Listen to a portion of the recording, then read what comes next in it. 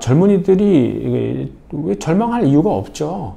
그러니까 그 기득권의 돈을 그냥 갖고 오면 되는 거 아니겠습니까? 이 세계 경제가 다시 회복을 한다는 것 자체가 신성장이 구경제를 대체하는 거지 않습니까? 그럼 투자를 할 땐 당연히 신성장이 될 수밖에 없고요. 젊은이들은 자기 자신을 신성장에 투자하는 거죠. 그러니까 저는 대기업에 들어가는 것보다 그냥 창업을 하거나 스타트업에서 일하는 게 지분을 받고 일하는 게 훨씬 낫다고 생각하는 거죠. 본인을 이제 삶을 그런 신성장에 투자를 하는 게 좋다.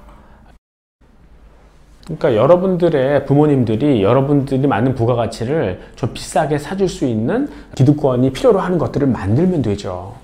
그래서 가장 기득권이 원하는 비싸게라도 살만한 게 뭘까요? 가장 페인 포인트는 건강이죠. 이런 말도 있어요. 그러니까 이제 평생 모아가지고 아끼고 미래를 위해서 아끼는데 결국 죽기 싫지 않습니까?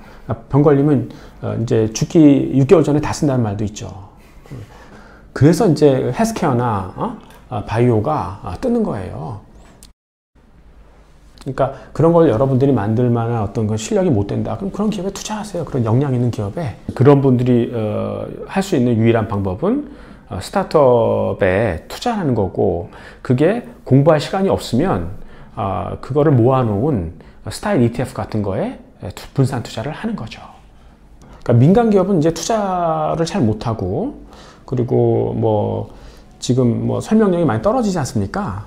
예. 그러니까 이제 결국 정부가 드라이브 하는 거 아닙니까? 주로 투자를 정부가 하죠. 빚을 내서.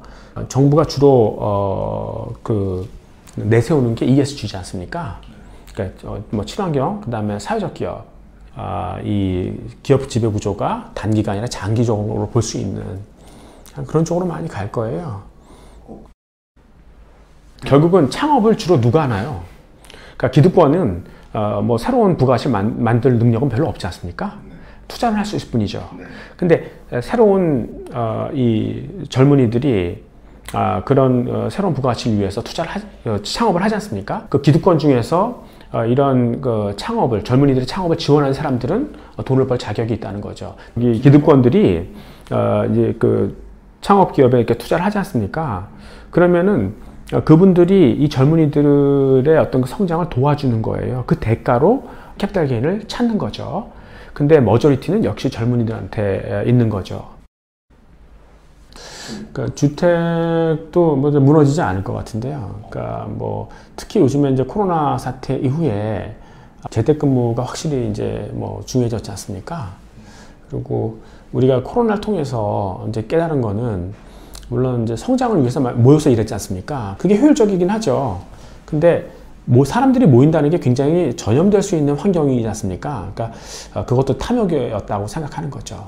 네, 그래서 앞으로는 재택근무가 일반화되면서 그걸 통해서 이제 스마트하게 일하는 방법들을 배우게 되고, 그러니까 사원형 부동산은 약간 좀 이제 위축될 것 같고요. 주택용 부동산은 좀 커질 것 같고. 뭐 나도 그냥 부자라고 이해할 수 있죠, 그죠? 예, 그러니까 내가 뭐 예를 들어 국채금리 올린다, 아무것도 아니다 이렇게 생각하죠. 서민들이 금리를 올리면 이제 타격을 많이 받지 않습니까? 미국 연준이 금리 올려봤자 얼마나 올릴 수 있을까라는 걸 생각을 해보는 거예요. 그리고 자산을 구입하는 사람 입장에서는, 그러니까 금리를 올리면 이제 돈을 더 페이해야 되는 거 아닙니까? 예, 그게 돈 빌려서 집을 샀어요? 그런데 이제 모기지 금리가 올라갔어요? 돈 더 내야 되는 거 아니겠습니까? 그게 더 추가적으로 해야 되는 게, 돈을 빌려서 집을 산 부자들한테 어느 정도의 임팩이 있냐는 거예요. 아무것도 아니라는 거죠. 그 정도 가볍게 받아줄 마음이 있다. 심지어는 한국도 뭐 부동산 이런 세제 같은 걸 막 강화하지 않습니까? 부자들 입장에서는 웃어요. 그러니까 그거 얼마든지 받아줄 수 있다. 그거를 못 받아주는 사람은 누구냐? 중산층이에요. 평생 벌어서 강남에 집 한 채 산 사람들, 그런 사람들이 집 뺏긴다고요, 그 부자들한테. 그러니까 사실 주택 문제 같은 경우도 그렇게 푸는 게 아니라, 그러니까 이 젊은이들이 쉽게 구입할 수 있는 지방 같은 데 있지 않습니까? 거기를 좀 삶의 퀄리티를 올려주는 거예요. 그래서 사물 인터넷 통해 가지고 뭐 이 대학병원 같은 경우도 서울에 오지 않는다 하더라도 서울대학교 병원의 서비스를 천안에서 그대로 받을 수 있다. 원격 진료를 통해서. 그러니까 그런 인프라 쪽으로 계속 갈 거예요. 그러니까 그런 건 다 정부가 이제 주로 주도하는 거거든요. 그러니까 그런 쪽의 펀드를 사는 것도 좋을 것 같아요.